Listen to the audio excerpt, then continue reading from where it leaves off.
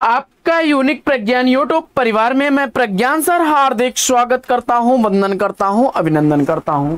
प्यारे साथियों, सुबह के 5 बज चुके हैं और प्रश्नोत्तरी 50 लेकर के आपके बीच उपस्थित हूं। जैसा कि आप जानते हैं, प्रश्नोत्तरी 50 का मुख्य उद्देश्य है आपके अध्ययन का आपको रिवीजन कराना। तो बिना समय गंवाए साथियों, आज की प्रश्नोत्तरी 50 प्रारंभ करना चाहेंगे, लेकिन उससे पूर्व देखेंगे आज का मॉर्निंग कोट्स। आज का बड़ा ही प्यारा सा मॉर्निंग कोट्स है कि जहां तक दिखाई दे वहां तक जाने की कोशिश करें। जहां तक दिखाई दे वहां तक जाने की कोशिश अवश्य करें।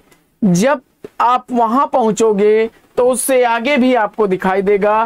कहने का भाव यह है साथियों कि प्रत्येक स्टेप को धीरे धीरे करके पूरा किया जाता है। एक दिन में अगर स्टेप पूरा करना चाहेंगे तो आप नहीं कर पाएंगे। तो आज इसी मॉर्निंग कोट्स के साथ प्रारंभ करेंगे साहित्य प्रश्नोत्तरी 50 और देखते हैं पहला प्रश्न। हिंदी गद्य का ठीक परिष्कृत रूप पहले पहल हरिश्चंद्रिका में ही प्रकट हुआ। यह कथन किसका है? इसका आपको जवाब बताना है। हिंदी गद्य का ठीक परिष्कृत रूप पहले पहल हरिश्चंद्र चंद्रिका में प्रकट हुआ। यह कथन आचार्य रामचंद्र शुक्ल जी का कथन है। अगला प्रश्न है कि मैं उस जनपद का कवि हूं। इस कृति के रचनाकार कौन है? मैं उस जनपद का कवि हूं वासुदेव सिंह त्रिलोचन द्वारा लिखी गई यह रचना 1981 ईस्वी की प्रकाशित रचना है। अगला प्रश्न, हृदय की हिलोर रचना के रचनाकार कौन है? तो हृदय की हिलोर रचना लिखने वाले वृंदावन लाल वर्मा हैं। अगला प्रश्न है कि तुलसीदास का संपूर्ण काव्य समन्वय की विराट चेष्टा है। यह कथन किसका है? तुलसीदास का संपूर्ण काव्य समन्वय की विराट चेष्टा है। यह कथन किसका है? तो जवाब हो जाएगा आचार्य हजारी प्रसाद द्विवेदी जी का। अगला प्रश्न है कि शमशेर को प्रणय जीवन का प्रसंगवत रसवादी कवि, शमशेर को प्रणय जीवन का प्रसंगवत रसवादी कवि किसने कहा है? जवाब हो जाएगा गजानन माधव मुक्तिबोध। अगला प्रश्न है कि कर्पूर मंजरी के लेखक कौन है? तो कर्पूर मंजरी के लेखक राजशेखर हैं। अगला प्रश्न है कि एक कस्बे के नोट्स किसकी रचना है? तो एक कस्बे के नोट्स नीलेश रघुवंशी की रचना है। 2012 ईस्वी का प्रकाशन वर्ष है। अगला प्रश्न है कि लहरों के राजहंस नाटक के नाटककार कौन है? लहरों के राजहंस नाटक मोहन राकेश द्वारा लिखा गया 1963 ईस्वी का प्रकाशित नाटक है। अगला प्रश्न है कि छायावाद एक दार्शनिक अनुभूति है। यह मत किस विद्वान का है? छायावाद एक दार्शनिक अनुभूति है। यह विचार शांति प्रिय द्विवेदी जी का है। अगला प्रश्न है कि किस कवि को चिन्मुखी मानवता का अन्वेषक कहा जाता है? किस कवि को चिन्मुखी मानवता का अन्वेषक कहा जाता है? इसका आपको जवाब बताना है। और इस प्रश्न का जवाब आपने आचार्य हजारी प्रसाद द्विवेदी को बताया तो बिल्कुल सही जवाब। डॉक्टर बच्चन सिंह ने हजारी प्रसाद द्विवेदी जी को चिन्मुखी मानवता का अन्वेषक कहा है। याद रखिएगा, प्रश्न ऐसे भी आ सकता है कि हजारी प्रसाद द्विवेदी जी को चिन्मुखी मानवता का अन्वेषक किसने कहा है? तो डॉक्टर बच्चन सिंह ने। हित तरंगिणी के लेखक कौन है? हित तरंगिणी किसके द्वारा लिखी गई रचना है? इसका आपको जवाब बताना है। जवाब में आपने कृपाराम को बताया, बिल्कुल सही। 1941 ईस्वी इस कृति का प्रकाशन वर्ष है। अगला प्रश्न है कि कामायनी मनस चेतना के विकास का महाकाव्य है। कामायनी मनस चेतना के विकास का महाकाव्य है। यह कथन डॉक्टर नगेंद्र का है। अगला प्रश्न है कि आधुनिक ब्रजभाषा काव्य की बृहत त्रयी में शामिल कवि कौन है? आधुनिक ब्रजभाषा काव्य की बृहत त्रयी में शामिल कवि कौन है? जवाब हो जाएगा हरिश्चंद्र, रत्नाकर और सत्यनारायण कवि रत्न। भारतेंदु हरिश्चंद्र, जगन्नाथ दास रत्नाकर और सत्यनारायण कवि रत्न, ये तीनों कवि आधुनिक ब्रजभाषा के बृहत त्रयी में गिने जाते हैं। भारतेंदु हरिश्चंद्र, जगन्नाथ दास रत्नाकर और सत्यनारायण कवि रत्न को ब्रजभाषा काव्य की बृहत त्रयी में शामिल किया गया है। अगला प्रश्न, हवा में हस्ताक्षर देहांत से हटकर, हवा में हस्ताक्षर और देहांत से हटकर, ये दोनों काव्य संग्रह किसके द्वारा लिखे गए हैं? जवाब में आपने कैलाश वाजपेयी जी को बताया, तो बिल्कुल सही जवाब। अगला प्रश्न है कि रसिक प्रिया के लेखक कौन हैं? रसिक प्रिया का लेखक आपने केशव दास को बताया, तो बिल्कुल सही जवाब। अगला प्रश्न है कि नमो अंधकारम उपन्यास के लेखक कौन हैं? नमो अंधकारम उपन्यास दूधनाथ सिंह का उपन्यास है। अगला प्रश्न है कि गर्भरंडा रहस्य के रचनाकार कौन है? तो गर्भरंडा रहस्य का रचनाकार आपने नाथूराम शर्मा शंकर को चुना, तो बिल्कुल सही जवाब। अगला प्रश्न है कि नाश और निर्माण, नाश और निर्माण किसकी रचना है? नाश और निर्माण रचना का रचनाकार आपने गिरिजा कुमार माथुर को चुना, बिल्कुल सही जवाब। 1946 ईस्वी इसका प्रकाशन वर्ष है। अगला प्रश्न है कि सुरासुर निर्णय निबंध संग्रह के लेखक कौन है? तो सुरासुर निर्णय निबंध संग्रह सदा सुखलाल द्वारा लिखा गया 1840 ईस्वी का प्रकाशित निबंध संग्रह है। अगला प्रश्न है कि अभिधान प्रकार विशेषा चालंकार यह किस आचार्य का सूत्र है? तो जवाब हो जाएगा आचार्य रुद्रट का। अगला प्रश्न है कि चक्रव्यूह का कृति के रचनाकार कौन है? तो जवाब हो जाएगा कुंवर नारायण द्वारा लिखी गई यह रचना 1956 ईस्वी की प्रकाशित रचना है। अगला प्रश्न है कि आदिकाल को वीरकाल की संज्ञा किसने दी है? आदिकाल को वीरकाल किसने कहा है? इसका आपको जवाब बताना है, और जवाब में आपने आचार्य विश्वनाथ प्रसाद को बताया, तो बिल्कुल सही जवाब। वीर से याद रखिएगा विश्वनाथ।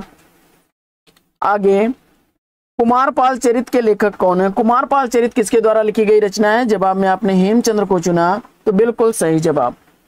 अगला प्रश्न, मैथिली शरण गुप्त को सामंजस्यवादी कवि किसने कहा है?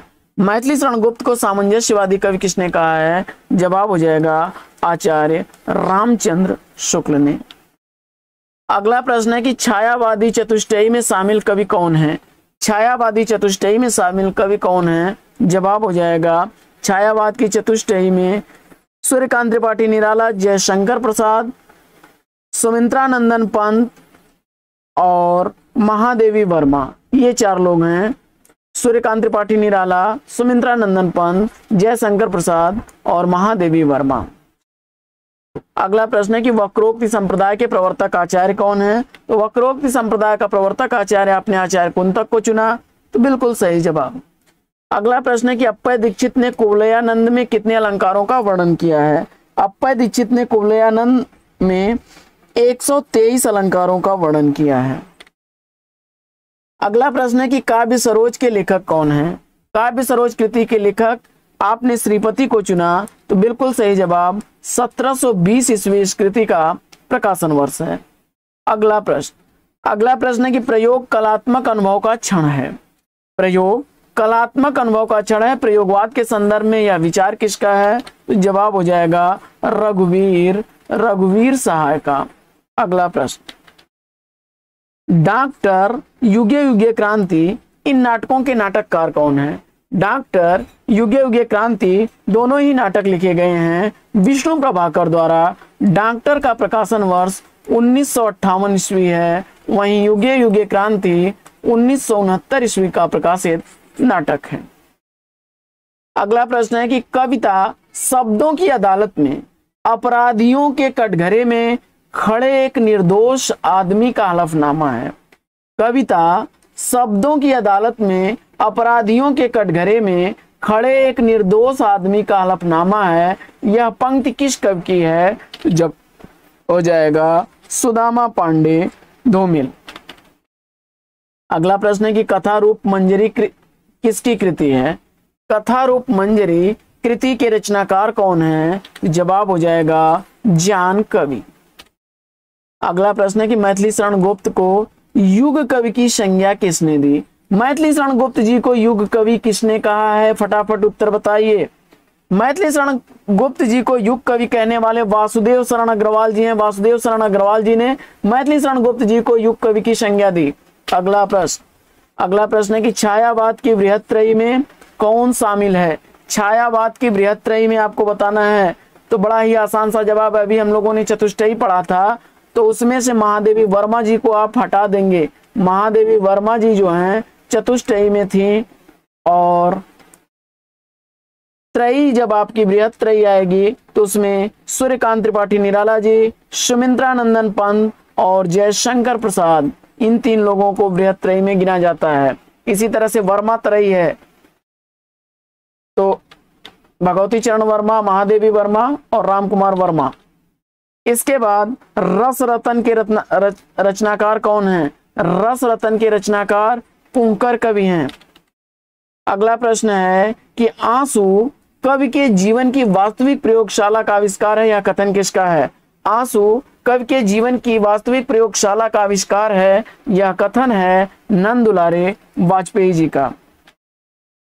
अगला प्रश्न है कि शिव सिंह सरोज का प्रथम संस्करण कब प्रकाशित हुआ? शिव सिंह सरोज का प्रथम संस्करण कब प्रकाशित हुआ? तो जवाब हो जाएगा पहला संस्करण 1878 ईस्वी में प्रकाशित हुआ था, बाकी इसका दूसरा संस्करण 1883 ईस्वी में प्रकाशित हुआ। अगला प्रश्न है कि खूंटियों पर टंगे लोग कुआनो नदी काव्य संग्रह के लेखक कौन है? खूंटियों पर टंगे लोग कुआनो नदी दोनों ही काव्य संग्रह सर्वेश्वर दयाल सक्सेना द्वारा लिखे गए काव्य संग्रह हैं। अगला प्रश्न है कि 10 द्वार से सोपान तक का प्रकाशन वर्ष आपको बताना है। 10 द्वार से सोपान तक कृति का प्रकाशन वर्ष आपको बताना है और इसका प्रकाशन वर्ष आपने चयनित कर लिया सन 1985 ईस्वी। तो बिल्कुल सही जवाब हरिवंश राय बच्चन की लिखी गई आत्मकथा विधा की रचना है। अगला प्रश्न है कि एकांतवासी योगी खंड काव्य के लेखक कौन है? एकांतवासी योगी खंड काव्य लिखा गया है श्रीधर पाठक द्वारा। अगला प्रश्न है कि आधुनिक युग का तुलसी किस कवि को कहा जाता है? आधुनिक युग के तुलसी के रूप में कौन प्रसिद्ध हैं? तो जवाब हो जाएगा मैथिली शरण गुप्त जी। पहला खत उपन्यास के लेखक कौन है? पहला खत उपन्यास किसके द्वारा लिखा गया, इसका आपको जवाब बताना है और जवाब में आपने डॉक्टर धर्मवीर को चुना, तो बिल्कुल सही जवाब। अगला प्रश्न है कि कबीरदास की भाषा को पंचमेल खिचड़ी भाषा किसने कहा है? कबीरदास की भाषा जो है उसको पंचमेल खिचड़ी भाषा की संज्ञा किसने दी है? तो जवाब हो जाएगा श्याम सुंदर दास ने। अगला प्रश्न है कि छायावाद लघुत्रयी या वर्मात्रयी में कौन शामिल है?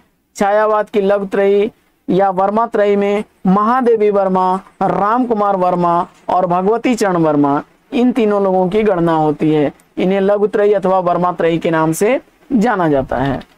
अगला प्रश्न है कि रजत शिखर और शिल्पी, इन एकांकियों के लेखक कौन है? रजत शिखर और शिल्पी एकांकियां सुमित्रानंदन पंत की हैं।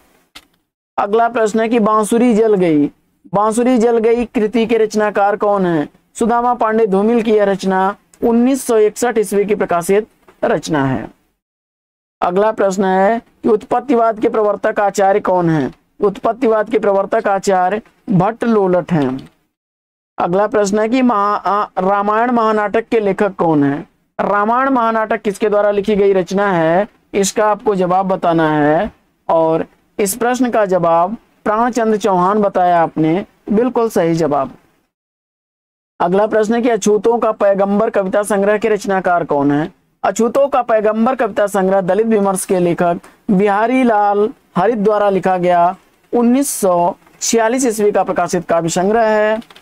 अगला प्रश्न है कि हिंदी साहित्य का इतिहास का प्रस्थान बिंदु, हिंदी साहित्य इतिहास का प्रस्थान बिंदु किसे माना जाता है? हिंदी साहित्य के इतिहास का प्रस्थान बिंदु माना जाता है शिव सिंह सरोज को। तो साथियों आज की प्रश्नोत्तरी 50 लेगी यहीं पर विराम। वीडियो अगर अच्छा लगा हो तो लाइक और शेयर कर दीजिए। चैनल पर पहली बार होंगे तो चैनल को सब्सक्राइब करना बिल्कुल ना भूलें। फिर मिलते हैं आपसे अगले वीडियो में एक नए प्रकरण, एक नए टॉपिक, एक नए अंदाज में। तब तक के लिए लेंगे आपसे विदा। आपका जीवन मंगलमय हो। वेस्ट विशेष बेस्ट ऑफ लक। जय हिंद साथियों।